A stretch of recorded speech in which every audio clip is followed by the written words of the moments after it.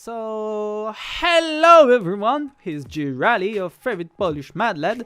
So today we are doing some simple things like in here we have the little spec mode that you really like. I know it. The correction of some bugs where the weapons do some breakdancing, on the floor. Like the collision bug of the player motor when we die, and mainly the top UI that you can see now that help you know what player have what class in the game, and as you kill a player, so here you have a respawn function that will help you know who died and simply respawn the player after an amount of time. So yeah, see you in the episode. So let's begin this episode by making some bug correction. So this little thing where we select all the drops of a weapon and we make the collision detection to continuous will help the weapon simply to don't clip through the floor. Next, let's do the on-death of the player. So last episode we left the script of the player motor not completed as I want. So let's head first on top of the script and add a capsule collider reference here. Like so, and simply let's say that this we will get the capsule collider of our object, of our player object here, and let's go to the execute command where we gonna add in the state is dead statement, and simply say that if we are not dead, do this. So if you are alive, you can do the player execute indeed.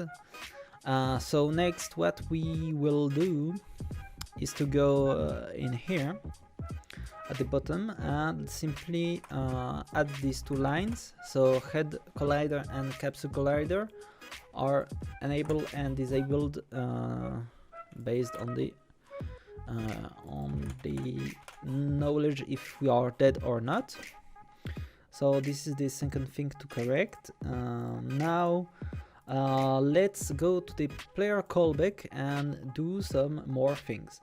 So in the player callback we will do a respawn function which will help us simply to show things in this episode as much as we can. So let's remove that, let's remove this, and let's maybe add here a second or so, and here a second too.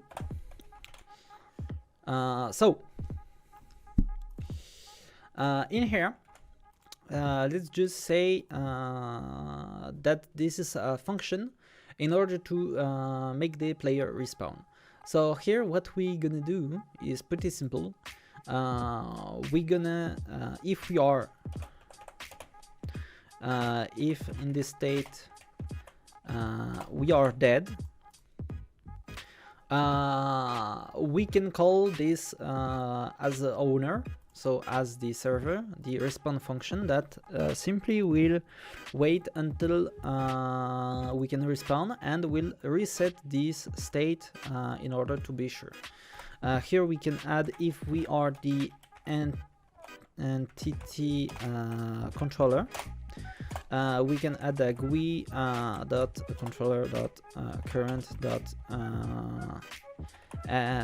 show true, because otherwise we will not see the interface. So of course this function will not add weapons to us, and yeah. So yeah, this is the callback as we the respawn function as we want. So let's add here a little script in the general that we will call Spectator controller, like so. And the Spectator controller will just simply help us to manage the player when he's a spectator. So it's a pretty basic script that I will pass here. Spectator controller. Okay, so it's correctly named. So here it's pretty simple. It's a script where we have pull keys. Here we have a target which we're gonna just simply change places, and this and our camera will simply follow this target in order to make the movement smooth. So we will have here two functions. One is for getting the next target, one is to getting the previous target, and in the update we will pull the keys. Based on the inputs, we'll do next or previous target if we are doing some scrolling. Otherwise, if we don't have any target, we will simply have the camera to move freely with the arrows and the shift space key, and with the mouse movement, of course. And if we have a target, of course, our target will simply go directly on the target that we need to look at, and then we will have some simple lerping and everything in order to have it have the spectator camera move correctly.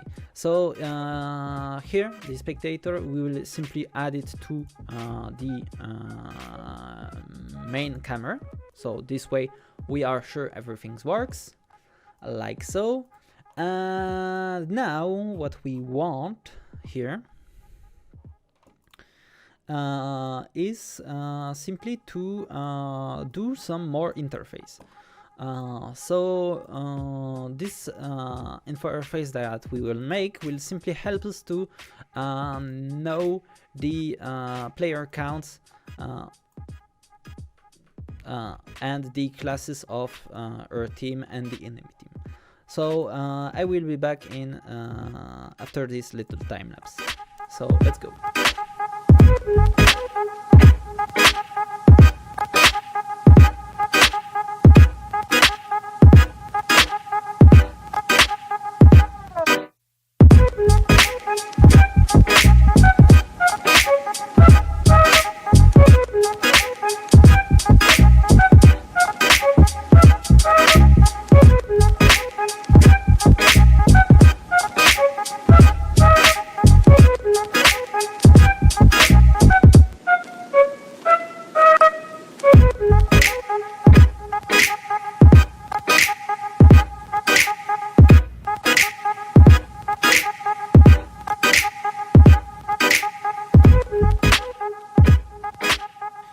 So let's here just make an UI underscore player plate script like so. And here let's just go to the asset because I created it at the root. Let's put it in the UIs, and let's go to the UI scripts. Unity stop loading the interface for no reason. Okay, so now thank you. Let's check what we put in this script. It's pretty basic. We're gonna use for first the two libraries, Unity Engine and Unity Engine UI, and here we will have some simple functions. So one for the start, in order to have everything set it correctly. Next, we'll have some function in order to initialize the sprite correctly. Next, a function to know if it's active or not, and the last function to know if the thing is what state it is. So yeah, pretty simple. So now let's get to the GUI controller in order to make sure that everything's fine. So in here we're gonna add 3 new references, so mainly 3 new lists, one for the icon, one for the ally plates, and the other for the enemy plates. And we will have a function in here that will help us update everything.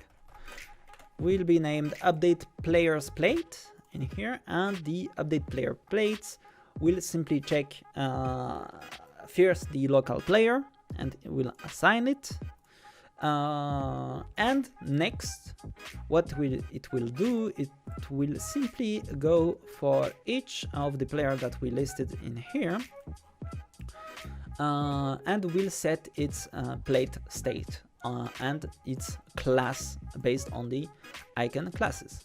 So let's assign everything in the canvas in the GUI. So let's add the allies plates 1 0. Come on. Oh yeah. So remember to select everything here and add the UI plates. Like I did, and here 1 2 3 and 4, here 0 1 2 3 and 4, like so. And in here let's go to sprites and simply assign in order soldier, medic, and heavy, like here. And yeah, good. So GUI is finished here.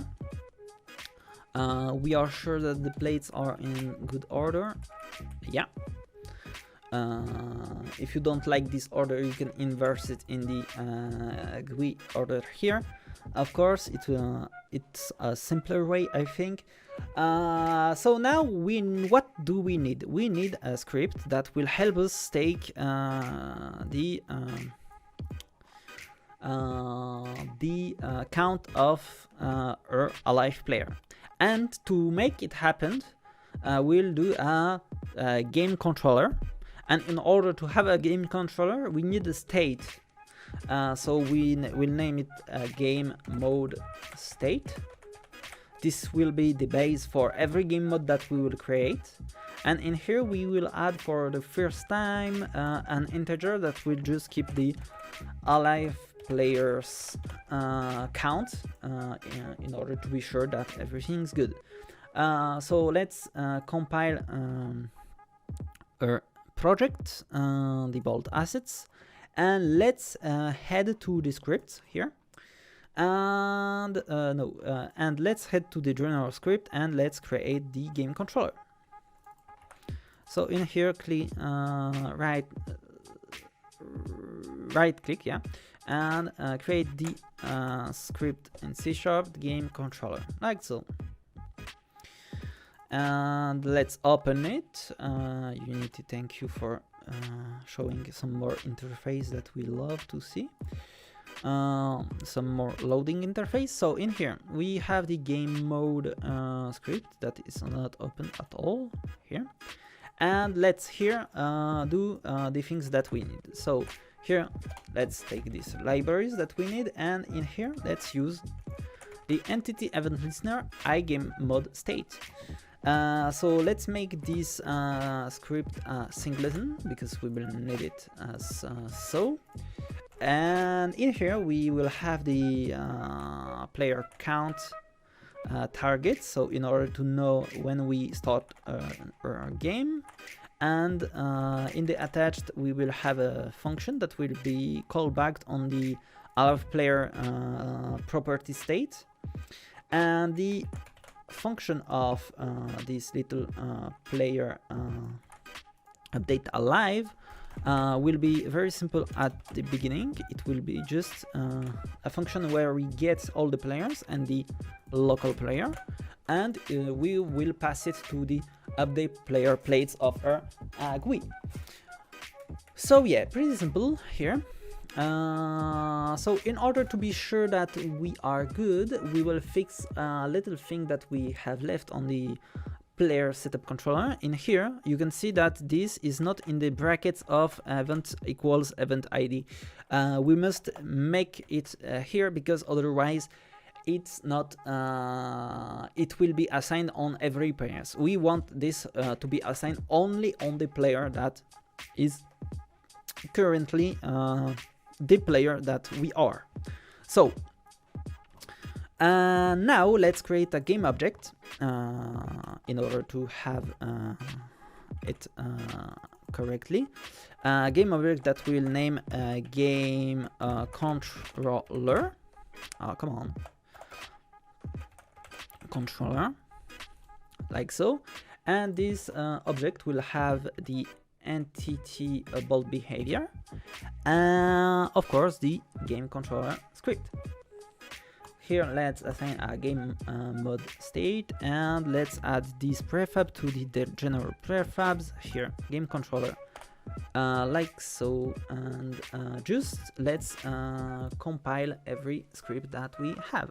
Let's compile the project. So when the project finish compiling, we will now need to head to the network callbacks, because in here what we have is a global behavior, and this global behavior will help us to simply load the correct game mode game controller object. So here let's go to for me network, and let's add in here a little function that is the synload local done with a bolt dot protocol token.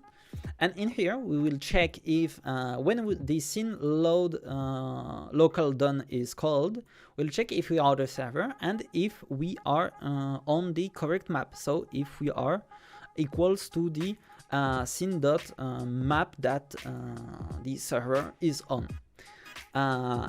And here we're gonna just simply go to check if the game controller instance is created. If it's not created, so if we don't have any instances of it, we will simply go to spawn one.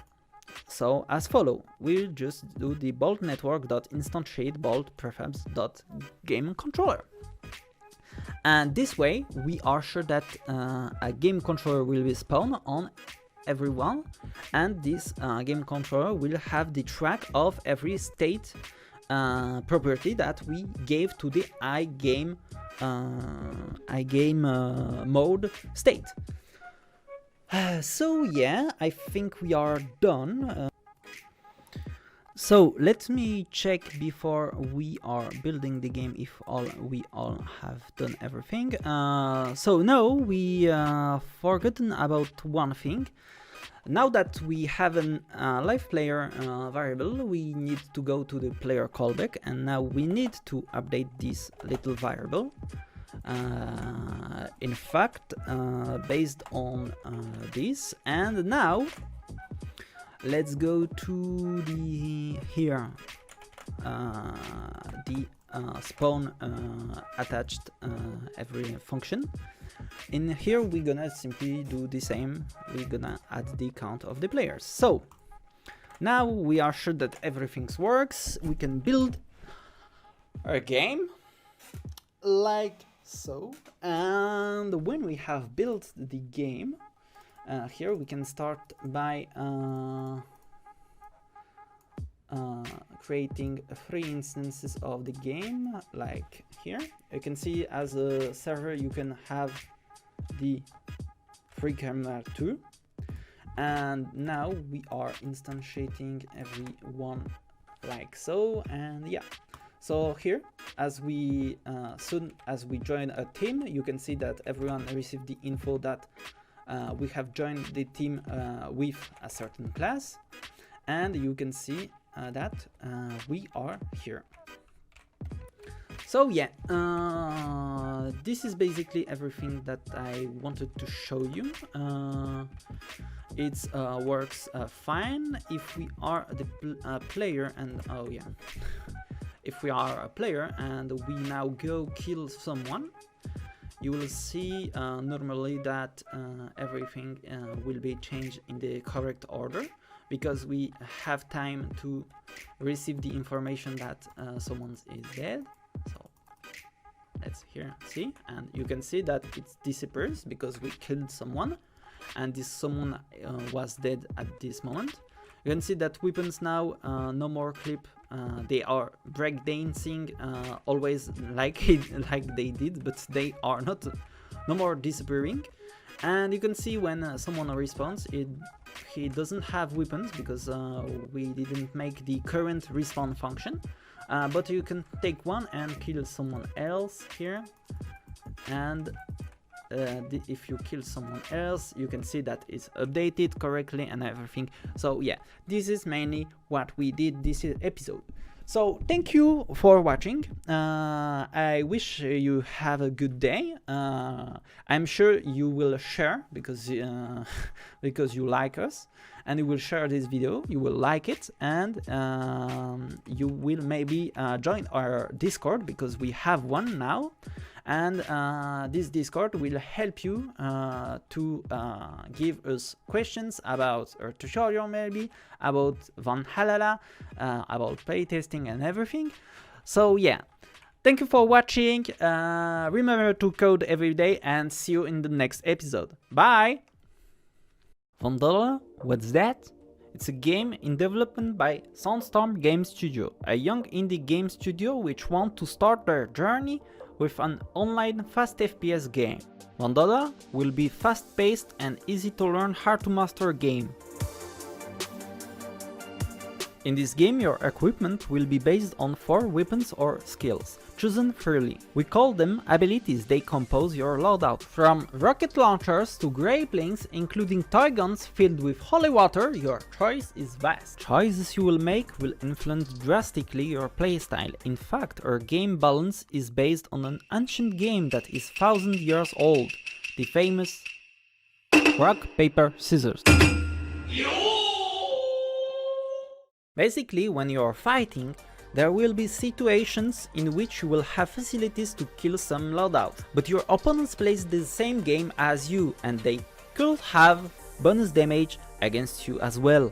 Right now you have 40 different abilities in order to create chaos in your game. Among these 90,000 combinations, I'm sure you will find the one you like. You will be also equipped with a gravity gun, which will allow you to move around the entire map without any difficulty.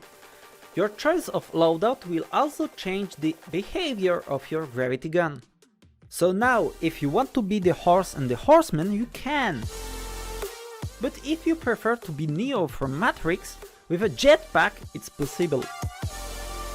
To have fun with all these features, nothing could be simpler than a huge city in which zones will be designated to organize a zone capture game, and at the same time a team deathmatch. Go ahead and vandalize this city. After all, you're participating to Vandalhalla, the Vandal's Paradise!